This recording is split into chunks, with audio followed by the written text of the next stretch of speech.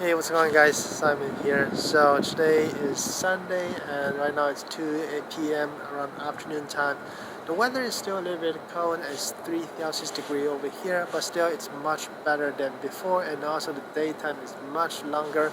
So the spring will finally come, and especially in terms of COVID situation here, it's much better. The number decreased drastically. So I'm pretty confident within the next couple of weeks we should get back to normal. Okay, that's pretty nice. But the sad part is that there's a war going on around the globe, right, between Russia and the Ukraine, and we all know that. And especially if you go to social media, you will see news going on every single minute, actually.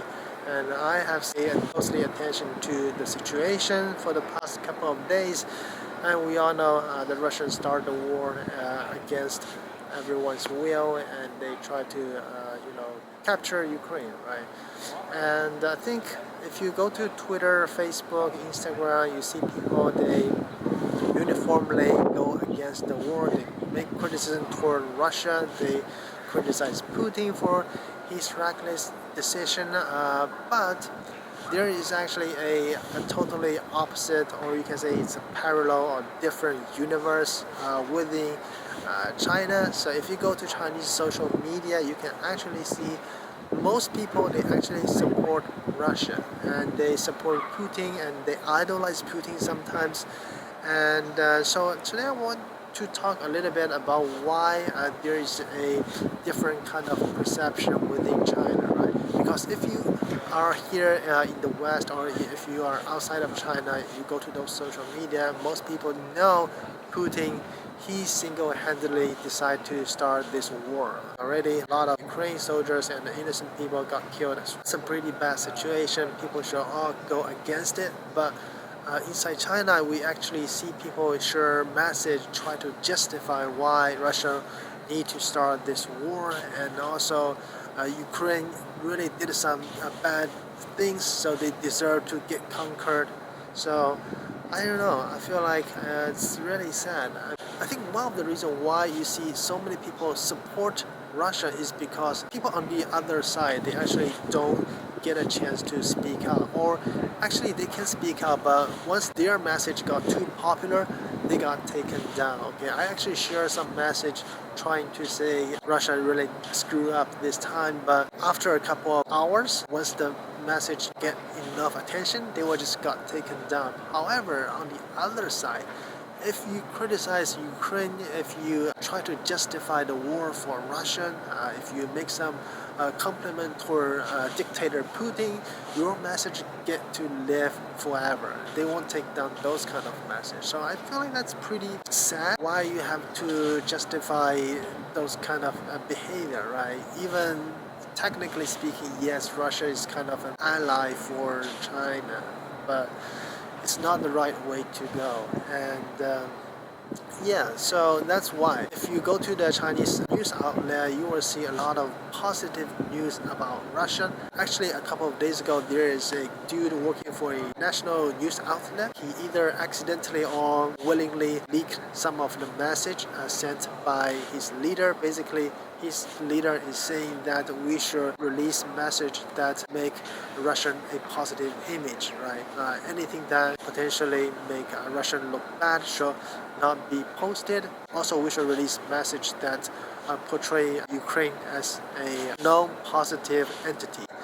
So yeah, basically that's the whole situation. You can make complaint about Russia, you can try to justify the war, you can idolize Putin. Actually, a lot of Chinese do that for some stupid reason. I don't know why, but they think they idolize the strong, but they lack empathy toward the poor. I think that's also one of the situation in China.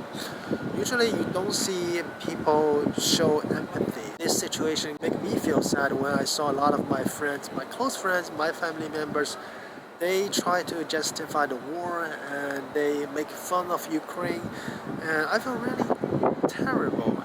And it's just the world shouldn't be like that, right? We should show more empathy toward the poor and try to help them, support them. In China, we do have people try to speak out. We actually have a lot of courageous scholars, public intellectuals. They keep sharing their message about their opinion, why they think the war is evil, but then after a short period of time, unfortunately, either their account got suspended or they got banned. That kind of actually create a false situation back in China, which make people feel like, okay, Russia is the right organization we should support, or the right part we should support, and Ukraine is the bad guys, right?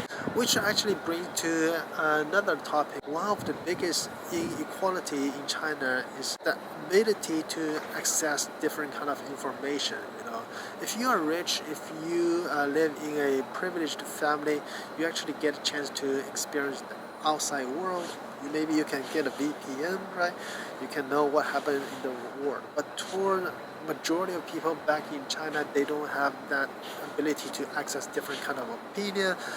They spend their majority of life in China. Maybe they get time to travel once in a while, but they couldn't speak a different language, so they kind of live inside their Chinese bubble. Here in the United States, I am going to a Ivy League school. It's a very privileged school. A lot of kids are actually from China, and they start having a Western education for a very young age, maybe middle school, high school. They speak perfect English. They are very knowledgeable, very sharp-minded persons, and they actually care a lot about the whole world. They also play a part of the whole community, right? I want to share their background for you guys. It's not because I try to talk something bad about them or make criticism toward them. Actually, they are very brilliant people. One thing worth pointing out is that those kind of education actually cost a lot of money. If you are ordinary people back in China, you don't have access to those education background. So yeah, all those elites actually send their kids to the Western world to have those education, right? You never see those like rich businessmen or senior high official, they send their kids to Russia for education. They all send their kids to the United States, to Ivy League schools, Stanford, MIT, those schools for education. But unfortunately, most of the ordinary kids back in China, they don't get a chance to study here. They end up back in China, studying in ordinary university in China, going through that very competitive Gaokao system, which is the Chinese college entrance exam, and a few of them get a chance to get into the college. And inside those college, there are a lot of, I'm gonna say it's ideology education related course. Basically, they teach you some of, to me, it's like totally bullshit. Okay, you might have a different opinion. Basically, they tell you West is evil, communism is good. That's the simple, short story of the 4 or 5 courses. Okay, but people here actually, those elite kids, they don't need to study those kind of crap. They can focus on their education. But back in China, those courses are universal. Everybody have to take these courses, which creates a situation that they never actually get to hear the opinion from the other side, right? So that's why on the Chinese internet, you see those Chinese, they really lack empathy. They idolize the strong, the powerful one, but they actually make fun of the poor. Like basically, in their eyes, the strong deserve to live and the poor deserve to die. And that's very sad. I mean, I don't want to blame them actually. Don't get me wrong, I don't want to blame all those Chinese. And also, I would like you to think the same. Don't blame them individually, because they really don't actually get a chance to experience the outside world. They never actually hear the opinion from the other side. So I just want you to know why this exists, right? It's the whole system that make people that way. It's the whole system that shape people's mind. Yeah, so hopefully it can kind of give you some clue. And I actually run into some argument with my family members. We talk about the war. I share my opinion, they share theirs. And one of the things they always want to mention is that, hey, you criticize Russia for attacking Ukraine, but you never say anything when United States attack Iraq.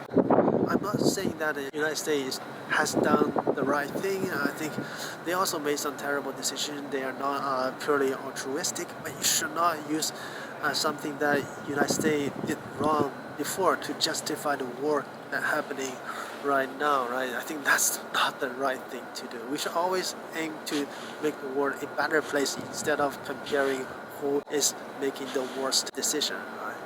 Anyways, I think that's pretty much it. Just gonna walk around the campus and yeah, enjoy our lovely Sunday here. And I really hope the war can end soon, you know, one way or another. And personally, I support Ukraine, and I just want people who watch this video happen to be Ukrainian.